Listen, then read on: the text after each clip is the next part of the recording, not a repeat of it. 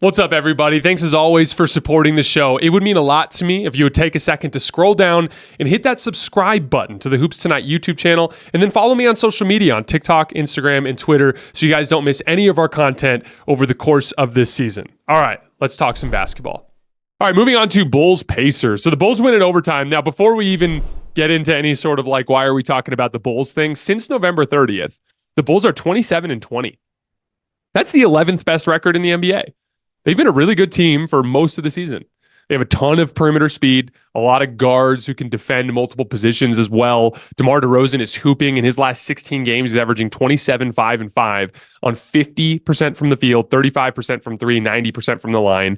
Kobe White and Nikola Vucevic over that same span are both also averaging 20. Ayo Dosunmu's given them some really good 3-and-D play from the guard position. He's also got like a lot more off the dribble pop than you'd think as well. They're hooping. This is a real team, right? And obviously the Pacers are as well. I want to kind of focus on crunch time in this game.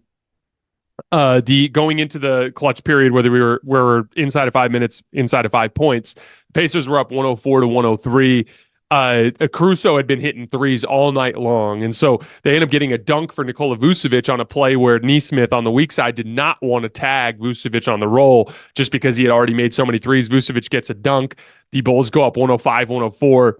Both teams had specific actions that they were targeting on both ends of the floor. So like for the Pacers, they knew that the pick and pop for Miles Turner was going to be wide open all night. Miles Turner hit a bunch of threes at the top of the key. Also hit some threes off of doubles, but hit a bunch of threes at the top of the key in that pick and pop situation. Also, there was a stretch at the end of the fourth quarter where the Bulls took Torrey Craig out. Torrey Craig had been guarding Pascal Siakam. They took him out and put Ayo Dosunmu on Siakam.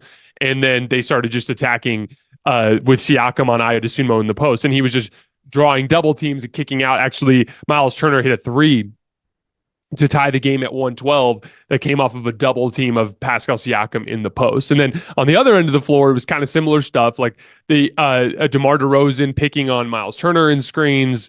Obviously, like the Kobe White, Nikola Vucevic pick and roll was a big one. We talked about the play where they didn't tag the roller. Vucevic gets a dunk. There's another one where they do tag the roller. It gets kicked out to Caruso on the left wing, extra pass to the corner to Torrey Craig, and he ends up knocking down a three. So like both teams were kind of just going to their pet actions again and again and again. And then it just turned into absolute chaos at the end of the game. We had so the Pacers go down to Siakam in the post against Dosunmu again.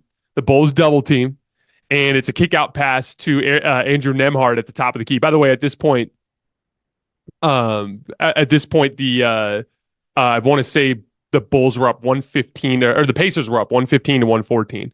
So the Pacers, they go to Siakam in the post against Dosunmu. There's a double team. It gets kicked out to Andrew Nembhard. He misses the three. And on the play, DeMar DeRozan is engaged in a rebound with Aaron Nesmith, I think, and it ends up getting knocked out of bounds. They review it, stays with Indiana. They run a Haliburton Turner two-man game, which was one of the actions they had been running so much at the end of the game. The on-ball guy falls over, so we end up with Vucevic switched onto Haliburton again. They double team. That was a big thing that was happening, is like when they'd run those ball screens, Vucevic was essentially having to switch out on Haliburton, and then Haliburton would start mixing up, and then the Bulls would have no choice but to come with a late double team. But one of the things that was happening with Indiana is their spacing wasn't super sharp, and Andrew Nembhard was spacing out pretty far away from the basket, like 25, 26 feet. And so these double teams were turning into like long three-point shots for Andrew Nembhard. He missed another one. Miles Turner goes up and taps the ball out, but on the tap out, everyone kind of goes to the basketball and Kobe White gets it. All of a sudden, he's got to head his team going the other way, and only Andrew Nembhard's in his way. Andrew Nembhard sprints and gets back into the play, forces him to change his shot, but Siakam comes flying in from behind and comes in and blocks it, nearly goes out of bounds, and Nembhard saves it right to Aaron Nesmith. He gets fouled to go to the line to make both free throws. It's 117-114. Indiana intentionally fouls. DeMar DeRozan makes the first free throw, misses the second. Obi Toppin fails to secure the rebound, taps it out of bounds, and then DeMar DeRozan just hits a ridiculous right shoulder fade to send it to overtime. There's a cool quote from DeMar DeRozan after the game, talking about how clutch situations kind of become like survival mode. And that's literally what it is. And it's something that I've always loved about the game of basketball, is like when you get into those situations where it's all on the line and everyone's playing super hard, it almost becomes about survival in the sense that it's very improvisational. It's a lot of like he even talked about, he was like, in the timeout, they had called for him. They kind of had set up a screening action in the key for him to come up towards the top of the key. And they were basically top locking it and preparing to switch. So DeMar DeRozan did a really smart counter. He ran up like he was going to go off that screen. And then he kind of just gave a little push and then cut back towards the basketball along the baseline, got just enough separation. And then we're talking about arguably the best fadeaway jump shooter of this era, depending on who you ask. He's definitely, like, this is a guy who's made his entire living in the NBA off of right shoulder and left shoulder fades in that mid-range area. Hits that right shoulder fade over the hits the right shoulder fade along the baseline, sends the game to OT. When we go into overtime, really became about DeMar DeRozan picking on Miles Turner and switches, setting ball screens, getting Turner on switches, and he was just hitting those classic crossover moves to just get a little bit of separation to elevate and knock down mid-range jump shots. Then as a result of that, the Pacers had to start doubling, which is something we'll come back to in a second. On the other end of the floor, Pacers hit a couple of pick and pop threes for Miles Turner. It was the one action that they just could not figure out. Haliburton's coming off, Vucevic is having to show and many times switch. And then the only way they could avoid that kickback pass to Turner was to switch, which would then end up in a double team anyway. So they were in a real predicament on that specific front, just guarding and dealing with Tyrese Haliburton and pick and roll. But the couple of Turner threes keep the Pacers in front. And then DeMar DeRozan just hits a nasty hesitation pull-up three over Pascal Siakam to put the Bulls up. Then the Pacers start face guarding DeRozan because he's got 45 points at this point. So they need someone else to get a bucket. Vucevic just takes Turner to task and ISO, hits a right shoulder fade. Then Ayo Dosunmu drove right by Tyrese Haliburton in an ISO, just dusted him off the dribble and got a layup. And then again, on the other end of the floor, whenever they went back to switching that pick and roll to stop Turner from getting those pick and pop threes. And when they did that, once again, it just kept ending up in Andrew Nembhard's hands too far away from the basket. So the Pacers need to do a little bit of work on how to deal with just late double teams on ISOs when Haliburton's picking on the big man. Just like maybe having Nembhard, instead of sitting out that far from the three-point line, having somebody flash cut to an opening that's closer to the ball so that maybe they can get something that's a little bit more going towards the rim. Siakam did hit a move on Craig on a baseline out of bounds to get it to 2 with 42 seconds left. One of the things that kind of sucked in this game is on that crazy Siakam block at the end of regulation. He landed on top of Kobe White. Looked like he tweaked his knee. I couldn't find any information on what the injury update was with Kobe White, so hopefully he's okay. But Torrey Craig came back into the game in overtime, and Siakam hit a bucket on him to put it back to 2. DeMar DeRozan dribbling at the top, kind of out by half court. They throw a late double team at him. Caruso slips the ball screen.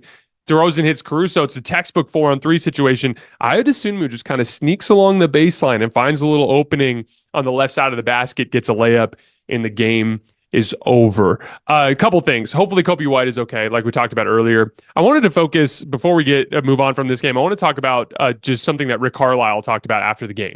The idea of like minor mistakes. And, you know, he mentioned after the game, we were 1 rebound away from winning. And he's right. If Obi Toppin, instead of tapping out that free throw rebound, if he just grabs it and gets fouled, the Pacers win this game. That was how well they played. And, when we look at games like this in particular, games that are just super back and forth and both teams have multiple leads late, it's kind of harder to focus on big picture things because, either team could have won this game. Again, like Pacers do a basic thing like grabbing a free throw rebound. They just win. And then it's an entirely different vibe coming out of this game. And so what I like to focus on when we look at games like this is why attention to detail is so important on the little things. Because yes, you're right. In these kinds of games, there's a lot of maybe DeMar DeRozan makes the crazy right shoulder fade. Maybe Miles Turner is making the pick and pop 3. There's a lot of make and miss type of stuff going on that's a little bit outside of your control. Obviously, it's inside of your control to work for the best possible shots. It's inside of your control defensively to make as many things as difficult as possible. But there are also some things in that element that are out of your control in terms of makes and misses. As far as the details go, though, that's where, if you are sharp on the little things, you buy yourselves the margin for error for someone to make a big shot for the other team, or maybe for you to miss a big shot for your team. For example, the free throw rebound. That's we don't need to get any further into it. Just sticking to your fundamentals, having someone box out the shooter, pinching on the best pinching on the best, bigger, kind of forward that they have on the block, bringing in a guy in, crashing from behind the free throw shooter, whatever you got to do, you got to secure your rebound there, right? Also, a missed rotation on the double team. When they double team DeMar DeRozan out top, it was a 2-point game. They get a stop there. They have a chance to go down.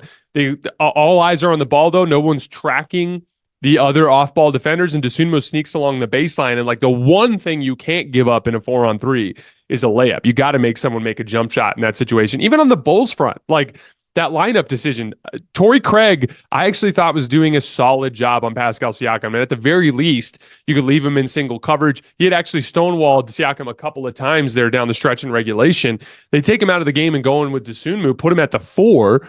And one of the biggest possessions of the game was when it was 112-109, and Siakam, just because Dosunmu's at the 4, has a huge mismatch in size on Dosunmu, just takes him down to the block and draws a double team, and the ball gets worked around to Miles Turner for a 3 on the left wing. So even on the coaching side of things, like a little decision here, a little decision there goes a long way in these kinds of games. And that's why when you see me harp on teams like Denver and their execution, that's why.